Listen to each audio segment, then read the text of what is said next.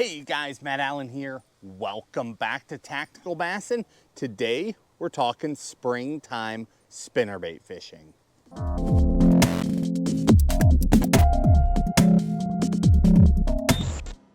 There are some techniques that if you consider yourself a bass angler, you need to have a working knowledge of. You may not need to be the best at these different things, but you need to understand how to do them. You know, the Texas rig, throwing a jig, and without question, a spinnerbait is on that list. The spinnerbait is one of the key bass fishing patterns. You may not use it every day. It may not be your favorite technique, but you need to understand what they're for and when to use them. And for some of you, they will very quickly become one of your favorite techniques.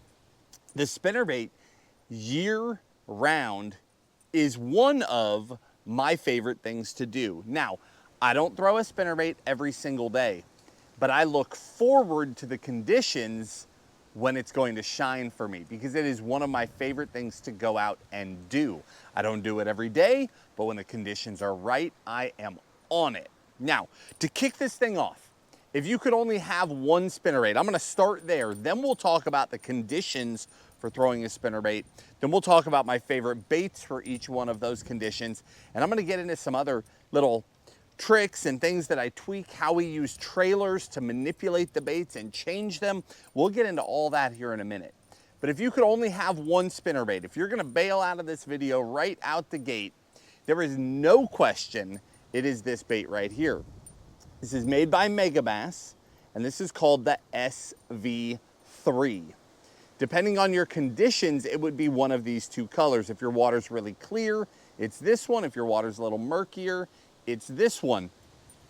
I will link those at the very top of the video description. So no matter where you're watching this, if you're on YouTube, go down, hit more, open it up, you'll see that whole description. You may need to click the three little dots to open it.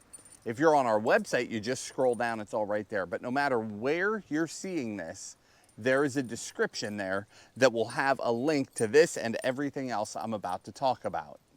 Now, when do we throw a spinnerbait? When does it shine, right? When should you be using this instead of other baits? That is the big question I think a lot of people need to understand. Because again, as much as I love spinnerbait fishing, it's not laying on my deck every day. They are in my boat every day. Like, I'm on a trip right now. We are not at my house.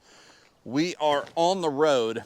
I brought all of these spinnerbaits with me right now. Now, this doesn't look like a lot of spinnerbaits out the gate. If you're not familiar with these Busby bags for storing spinnerbaits, these are the fast flats. The size is HL. That stands for half large. Nichols Flash. There's, I don't know, a dozen spinnerbaits in there. My red blades, 3/4 ounce Megabasses, my natural blades, 1/2 ounce Megabasses, my War Eagle Screaming Eagles, my Dirty Jigs Double Willows, and my Nichols Glitters. There's probably, just in that bundle, this is the most incredible way to store spinnerbaits because I used to carry huge boxes of spinnerbaits. It took up an incredible amount of room in my boat. Look how compact this is, right? All in, that's taken up maybe the same, if I stacked them side by side, as a 3700 standard box. And I'll bet I'm carrying close to 100 spinnerbaits in my boat on this trip, but they're staying completely out of my way. That storage right there completely changed, one, how I store my spinnerbaits, two, how much room they take up, and three, how many I can comfortably keep on my boat at any one time. I carry way too many spinnerbaits. I told you I love this technique. I'm not messing around. There's piles and piles and piles of baits in here, but I really enjoy throwing them. So if the conditions come up, I want to make sure that I've got the best bait for the job with me. Now, what are those conditions? The number one time that I throw a spinnerbait is when there's a chop on the water. Okay, so a little bit of wind. Today it's howling. I mean, this is a spinnerbait dream right now. It is absolutely howling. I'm gonna head to the lake here in just a little bit and I will be slinging a spinnerbait. If that wind kicks up, the thing is, bass love to chase bait fish. That's why we throw spinnerbaits, underspins, Alabama rigs, bear swim baits, crankbaits. It's why we throw a lot of different things. We're imitating bait fish. The more churned up the water gets, the more activity there is. If you've ever been underwater, you know, snorkeling, scuba diving, anything like that, when there's big waves, you'll notice that there's incredible movement on the bottom. And what I mean is reflection from the surface, shadows are scrambling the bottom, constant motion in the water from that surface disturbance. So when there's a lot of surface disturbance, flash coming off of the blades becomes a major factor, because a little subtle bait skirting across the bottom, it's not that it won't work. If a bass spots it, they'll eat it. But there's so much movement already happening, so much light refraction already happening, that it's harder for the fish to spot the movement. So the reflection of blades helps those fish notice and hone in on your bait. So windy days are the #1 time that I will throw a spinnerbait. Another amazing time is low light. So early and late in the day. Again, a situation where it's a little harder for a bass to see across distance. The vibration coming off of those blades helps them hone in on it. The third one is going to be murkier water. So that can be full-blown muddy water, like chocolate milk water, or it can just be stained water, tea-colored water, water that got a little churned up, but it's no longer crystal clear. It's a little more stained than normal, all the way up to fully muddy. And then last but not least, the place where a spinnerbait really shines is when bass are after the bait fish. And I don't just mean, oh, they're casually eating. I mean, they are chasing the shad. They've got shad balled up. I'm thinking, you know, here in the coming weeks, depending on where you are in the country, in the next 2 to 5 weeks, maybe even less than that, maybe the next week to 5 weeks, the shad spawn begins around a lot of the country. And in the morning, the bass are actively hunting shad. So anytime they're after groups of shad, a single bait fish is different. If a bass is after a single bait fish, they're tracking them. But if a bass is chasing a school of bait fish, a ball of bait, it is very hard to distract them from that ball of bait, especially if it's a group of bass after a ball of bait and they're corralling them. If you've ever seen it, you know what I'm talking about. In those conditions, the blades of a spinnerbait will draw their attention away from the ball of bait, and now they will single out the spinnerbait. In those conditions, it's not just the spinnerbait. Anything that has a blade on it will far outshine a bait that does not, just a bare swim bait.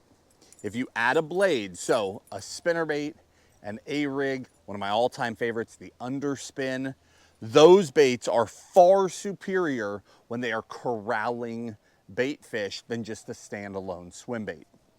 So let's talk through the spinnerbaits. What are the conditions? When do I throw different styles? The first thing I'm going to tell you is that 90+% of my spinnerbait fishing, again, I'm giving you my opinion of how I do it. There are plenty of people that throw Colorado blades, that throw Indiana blades, that throw turtle blades. They throw these different blades year round. I'm not usually that guy. There are a couple of exceptions, and I've got them laying here, but 90+% of the time, when you see me throwing spinnerbaits, I'm throwing double willow bladed spinnerbaits. Why is that? Because I actually have a reason behind it. I have spent, you guys know I'm a tackle junkie, and I will go way down the rabbit hole. I have spent an incredible amount of time listening to spinnerbait blades recorded underwater. So the sounds of the blades churning in the water. You probably never thought about that. I'm a little bit out of my mind. But spinnerbait blades all have a different sound underwater. And willow blades, specifically a double willow, sounds more like a shad to my ear than any other blade shape. So if I'm on a place that only has bluegill, right? I'm on a pond somewhere, it's only bluegill, then that doesn't matter as much. You can throw Colorados, willows, you know, all your different blade options. But most of the time on the lakes I'm on, the number one thing bass are eating is shad or other small bait fish. The double willow sounds more like them in the water. The vibration it is giving off is very similar to how those bait fish swim. And for that reason, I am almost all double willows. Now, whether I am a complete quack or I'm completely onto something is irrelevant, because I catch a pile of fish on a double willow spinnerbait and my confidence is sky high. So when I'm spinnerbait fishing, just in general, the spinnerbaits that I throw the most are the finesse type spinnerbaits, okay? Smaller, downsized profiles. We already talked about this Megabass SV3. The Megabass SV3 is an unbelievable spinnerbait. It is lighter wire than the average spinnerbait. It has smaller blades than the average spinnerbait. It has a beautiful skirt, a downsized but very sharp, very stout hook. And then it's got these 4 extra, let me grab them here. In the wind, it's hard to see them. It's got these 4 longer strands hidden inside that skirt. What that allows is if a person wants to throw this without a trailer of any kind on it, they certainly can. You can throw it with a stinger. Here's one with a stinger hook. See that hook hiding inside there? Now, why do I have a stinger hook? I'm going to show you a trick with spinnerbaits right here. Not every spinnerbait is created the same. I'm looking at my deck to see if I can find a good example. All right, here's a good example right here. This one's better. Yeah, they're all pretty long, actually. Most of these are pretty long. Different spinnerbaits have different lengths. Okay, check this out. On the SV3, my favorite spinnerbait, the back of the hook is almost at the front of the big blade. See that? So if a fish is honing in on vibration, they're coming right here. They're not coming right here. They're going to hit the vibration, which means you're going to get some short strikes unless they're angry. So if the water is cleaner, they'll tend to eat it whole. But if the water's really, really filthy, muddy, muddy water, those fish are keyed in on vibration and more of them will miss the actual bait and they'll get the blade. So that is why you'll see us use a trailer hook in that situation, because now, look at the length. The trailer hook and the blade are the same length. So when a bass comes in to get the blade, they get a hook too. Now, they're not all created that way. This Nichols, the hook is about halfway down the blade there. So you're gonna have a little bit better hookup ratio there. Let me see if I've got any others that give a good example. That one's about half. It's very similar. I don't think any of these are super far. Here's one that's the other way. That blade hangs way, way, way back on this Demiki, but that brings me to this trailer. So you have 2 options. When your blades are hanging way back, you either put a trailer hook or you put a trailer, a swim bait trailer. The reason why is that when the fish come in to strike, they're coming in on the vibration, but when they get close, if the water's clean enough to see, they see the actual profile, that swim bait sitting there swimming, they will engulf the swim bait every single time. Once they're close, they ignore the blades, they hit the swim bait. So I'm actually able to add a swim bait to the bait and change how they're targeting it, how they're hitting it, and getting them to attack the part of the bait that I want them to eat. Now, a blade has a lot more advantage than that. I was planning on getting to this, I'm sorry, the swim bait has a lot more advantage than that. I was planning on getting to this at the end, but we might as well just pause now and talk about it since I already got into it. We'll come back to the specific baits here in a minute. So on trailer hooks, I've got a couple of different trailer hooks. There's probably half a dozen trailer hooks that I'm willing to use on the market. Every single one of them has a needle point on it. For a spinnerbait, particularly a trailer hook, I like a needle point. I like to poke a hole, not cut a hole. The Gamakatsu standard trailer hook works great on all my bigger, full-size type spinnerbaits. And then this G-Power, this little Stinger trailer, it's a little different. That's this one right here. See how it has that sort of bent eye in there? And it's free swinging, but it wants to ride up. I really like that one on all of my Finesse spinnerbaits. So two different trailers, and again, I'll link all that in the video description. But now let's talk swim baits. So on the smaller, my Finesse profile spinnerbaits, you don't really know what that is because I haven't got into it yet. But on my downsized spinnerbaits here, I'm going to use this 3-inch Largo shad. But what I do, the Largo shad has this little piece that connects under that tail, and I rip that out. I've already done it on this one. It's not there. I rip that out. The reason why is that the Largo shad has a very, very tight vibration that pulls hard. And on the lighter Finesse spinnerbaits, it'll pull too hard. So I pop that piece out, and it makes this a much more subtle trailer. And it does the job that I want it to do without overpowering the spinnerbait. So the swim bait has two jobs. One is profile, get them to eat the hook. The other is not something that you expect. The other corrects a major spinnerbait problem. So if we just went to a tackle shop, looked up on a wall of spinnerbaits, the average guy would go, I don't know, I'll take this one. You just pick one. That is risky business. And here is why. Not all spinnerbaits are created equal. That's why I'm so specific about the spinnerbaits that I throw. Most spinnerbaits are junk. I'm just gonna say it, they're junk. Here's why. A spinnerbait should travel through the water. I'm looking for one here we go. It should travel through the water flat. An ideal spinnerbait, the skirt would be running straight back, blades straight back, parallel, coming through the water with that blade churning, right? That's how a spinnerbait should run through the water. And all of the good ones do.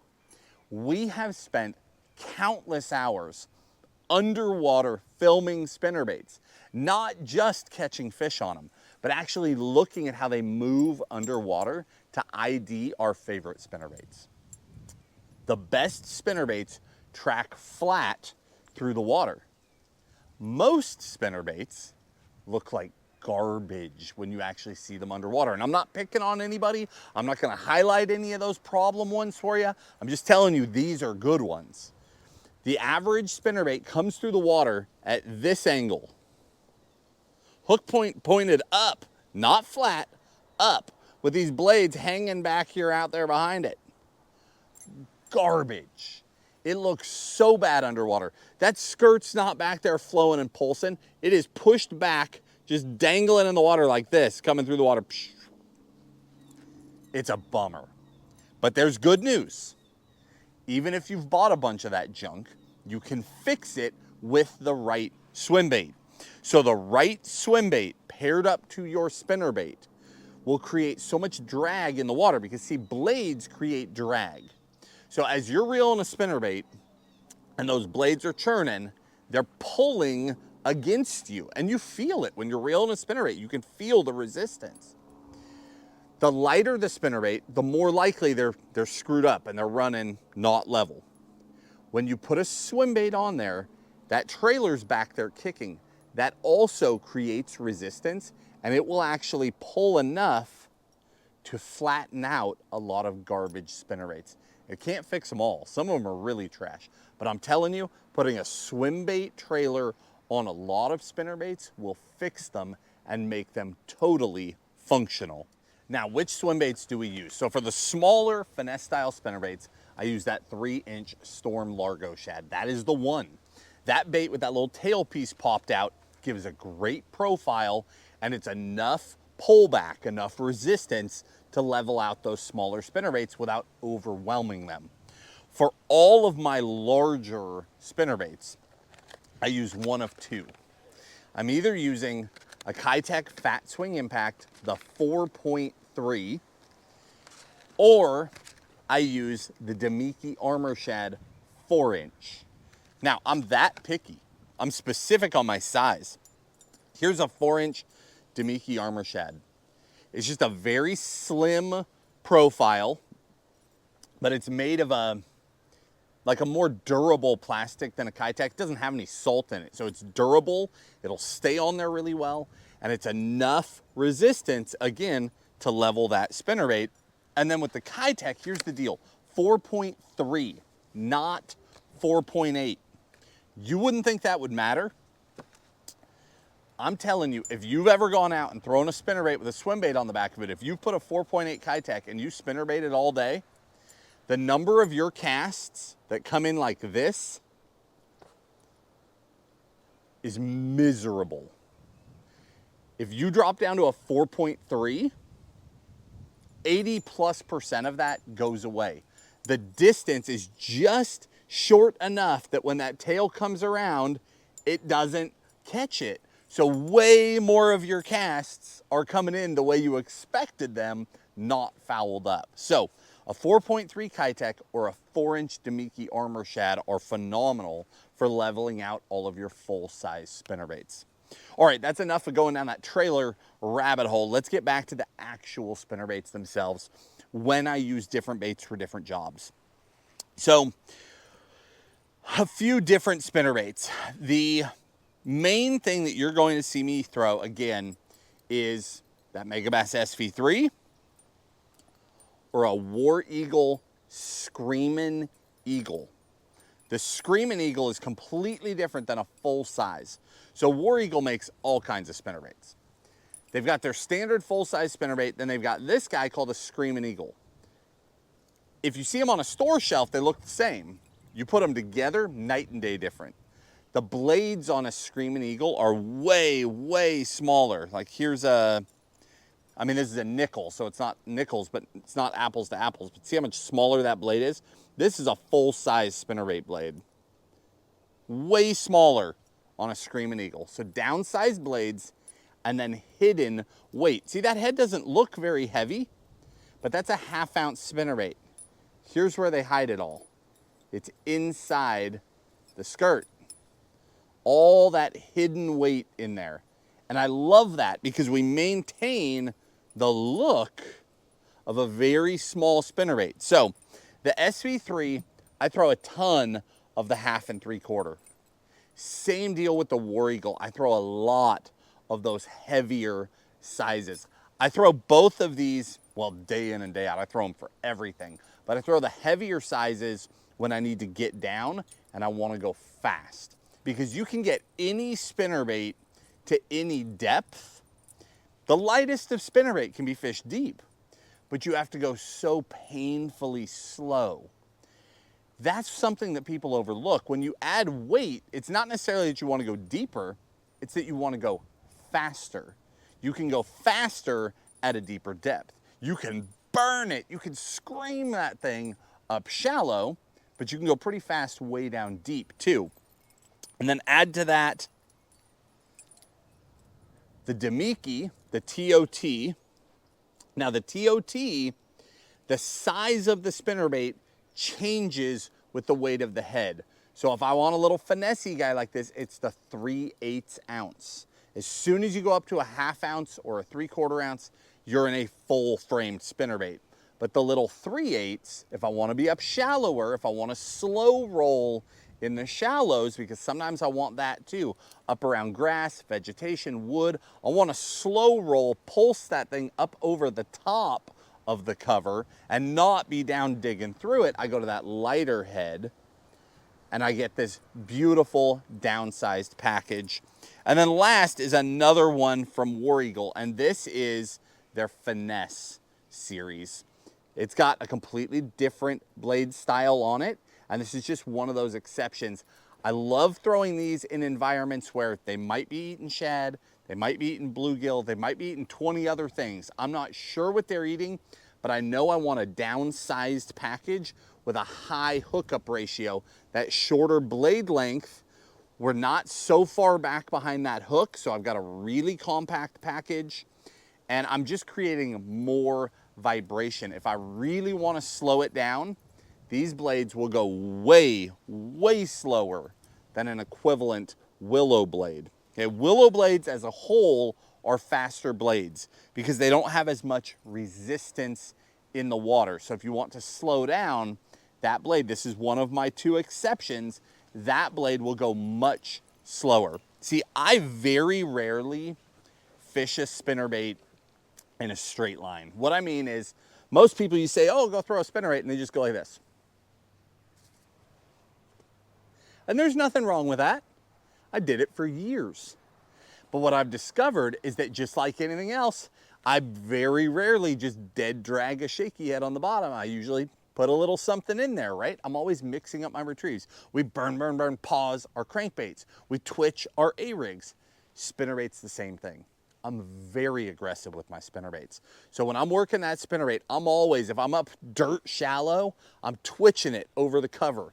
If I come up and bump a cypress tree, I pop those blades.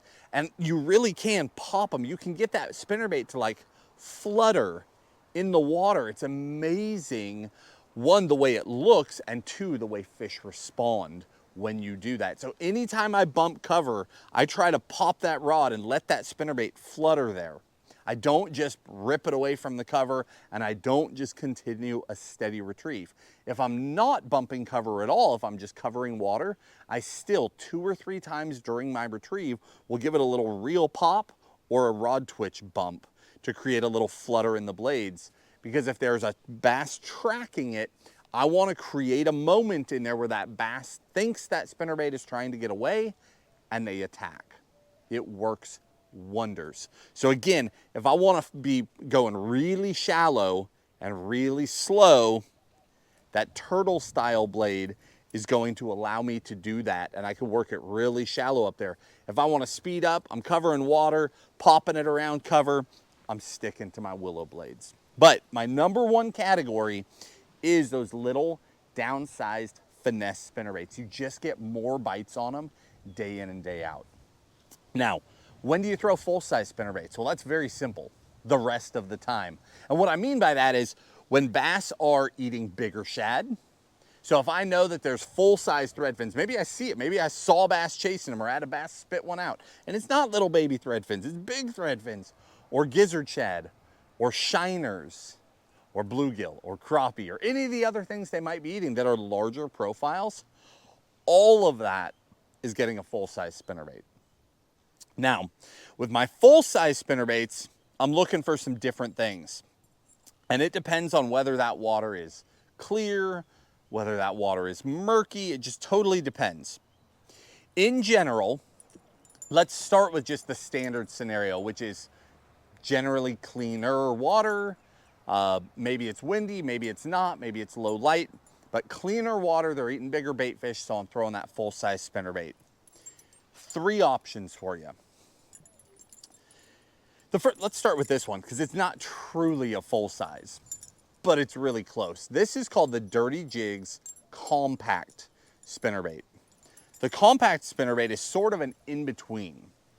It's best of both worlds, if you will. So it's a downsized frame, smaller framed spinnerbait, lighter wire hook, medium wire hook. I mean, it's not light wire by any means, but medium wire hook, smaller sized hook, but full size blade. So I'm getting maximum flash, maximum vibration, still a medium. It's not all the way downsized, right? It's not like a little SV3, but a medium sized spinnerbait package. If I've got chop on the water or low light conditions, more vibration is good vibration. More flash is good flash. And I have built a ton of confidence around this spinnerbait. This is the tactical shad color. This is a skirt color that Tim and I designed. You recognize that from all of the Dirty Jigs swim jigs. That is by far my favorite color. When bass start that shad spawn, this is one of my absolute go-to baits. If I'm just picking up a spinnerbait, this is one of the ones that I will very frequently reach for first. Again, it is a longer blade back here, so I'm either running a trailer hook or a swim bait. I am never fishing it bare, but I smash them on this spinnerbait. Also, because of the size of the blade compared to the body, I get phenomenal movement out of it when I pop it and work it around cover. A lot of my bites on this specific spinnerbait come right as I'm pulsing that thing in the water. Now, the other two full size that I'll throw in those cleaner situations are both made by Nichols. In fact, they're basically the same thing. These are both Nichols pulsator spinnerbaits, but they're in two different families. I'm gonna call these glitter blades, for lack of a better term, because they are covered in glitter and epoxy. And I don't know if we've got enough light right now for you to see the glitter in them, but this one has electric blue glitter blades. There's purple blades, green blades. When the sun is high, I have more confidence in glitter blades than anything else. If I'm on a lake where I know they're eating a spinnerbait, but I know other people are throwing it too, I will always, always, always start with a glitter blade because I want to be different. Nichols is the king of this. No question, they build the best colored blades, be that glitter blades, be that actual painted blades. They build the best colored blades of anybody on the market, in my opinion. They do an amazing job of it. But those glitter blades are just something special. And I mean, you saw, I carry piles of them with me when I travel just for that situation. So glitter blades, and then we've got the shattered glass blades. The shattered glass blade reflects more light than any other blade that I have ever come across. We have underwater footage of this blade churning in completely clear water with a slick, calm surface. And the blade is throwing so much light as it's churning that the light is reflecting off the surface and coming back and shining on the camera. It's insane how much light it will throw. In a slick, calm situation, too much flash. In a bait fish situation, no such thing.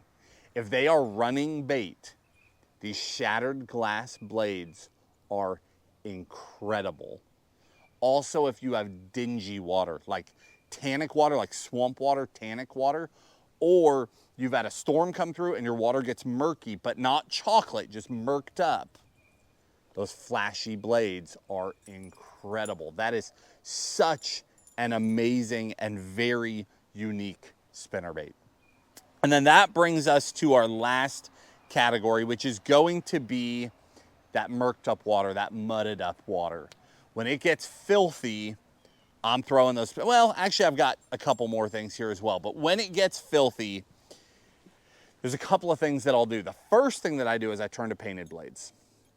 If it's just murked up, you're gonna see me here, silver and gold. Day in and day out, you see a lot of silver on silver or nickel on nickel. Double nickel blades is what I throw a lot. But if they're stain, I go to nickel and gold.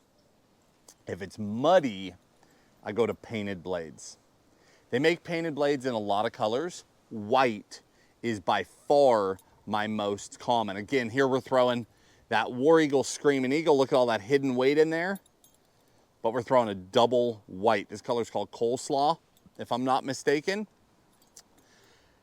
I don't know what it is. They make chartreuse blades. A lot of people throw chartreuse blades, but my confidence is so much higher in a chartreuse and white skirt with white blades than it is in white and chartreuse blades or even double chartreuse blades. I don't know why, it's just personal confidence, but I love double white blades when it's muddy, personally. I mean, if you want to try what I try, I throw double whites 9 times out of 10 before I go to chartreuse blades. It's just personal preference, personal confidence, but that's what I like to do. And then in the spring, we've got this sort of unique moment that happens every year. Let me talk about these right here. Just like we talk about throwing red crankbaits in the spring, we talk about throwing red chatterbaits in the spring. Make no mistake, red spinnerbaits are in that same family. Now you can go all red, you can go day glow orange like this Nichols pulsator. And you can also go this way, where we go Indiana with that bright orange, that day glow orange little kicker blade. There's just a window of opportunity, and it doesn't last that long, a few weeks, a month, where I have a ton of confidence here. If the water's really dingy, tons and tons of confidence in those orange and red blades. Also, if I want to slow down, if I want to fish shallow around cover, this setup right here can just become a dream. Now, I don't get anywhere near as many bites on either one of these. I want to be clear. I get a lot less bites, but almost every bite I get on them is a big one. And that's just one of those things. I can't even explain the why. I can just tell you what I have experienced. So if I've already caught a bunch of fish and the conditions feel right, you know, maybe that water's murked up or it's tannic. These work really well in tannic water too. So again, that like tea-colored water, swamp water, cow pasture water, that tannic water, those red or orange blades can be a dream in that stuff in the springtime. I don't get as many bites, but for whatever reason, it's the right bites. Guys, throwing a spinnerbait is so much fun. Rod is critical. I use a very, very specific rod. I use a high-end rod. I use a G Loomis GLX 844C MBR.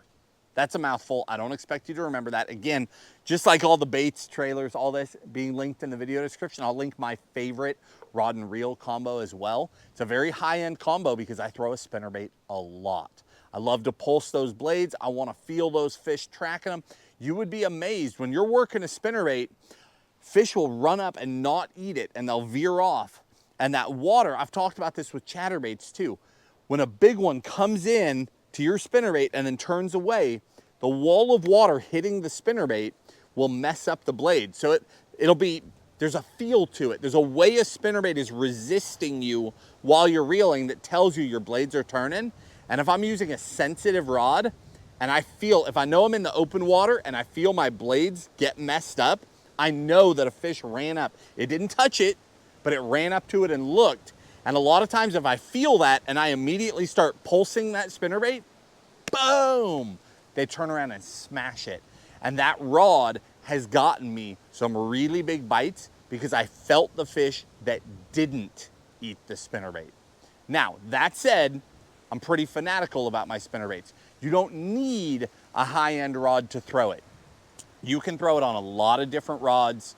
You can throw it on basically anything from like a 610 to a 7.6, medium to medium heavy, and you're going to be just fine. If you're using more of a medium, hit them a lot harder. If you're using a medium heavy, just bow up on them, load them up, and you'll be just fine. Again, I'll link a budget option or two in the video description as well. Guys, if you enjoyed the video, hit the like button, subscribe to the channel, and we'll talk to you soon.